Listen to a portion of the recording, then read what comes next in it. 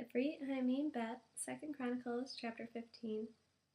The Spirit of God came on Azariah, the son of Oded.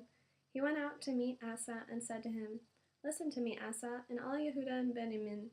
Adonai is with you, as long as you are with him. If you seek him, you will find him. But if you abandon him, he will abandon you." For a long time, Israel was without the true God, without a Kohen who could teach, and without Torah. But when, in their distress, they turned to Adonai, the God of Israel, and sought him, they found him. In those times, people going about their business were insecure, and great disturbances afflicted all the inhabitants of the lands, so that they were shattered to pieces, nation against nation, and city against city, as God troubled them with every kind of distress. But you, be strong, and don't slack off, for your work will be rewarded.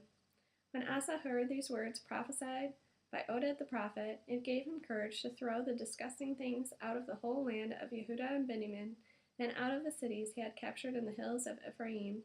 He also renewed the altar of Adonai, which was in front of the vestibule of Adonai.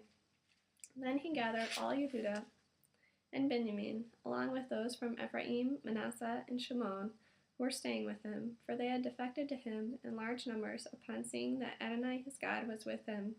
They assembled together at Jerusalem in the 3rd month of the 15th year of Asa's reign. That day they sacrificed to Adonai 700 oxen and 7,000 sheep from the spoil they had brought.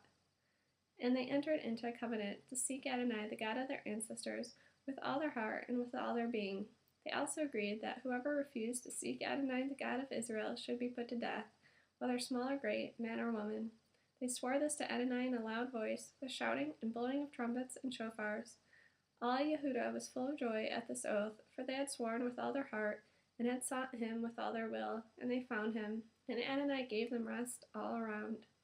Asa the king also deposed Maacah, his grandmother, from her position as queen mother, because she had made a disgusting image for an Asherah. Asa cut down this image of hers, chopped it into tiny pieces, and burned it in Vadi Kidron. But the high places were not removed from Israel.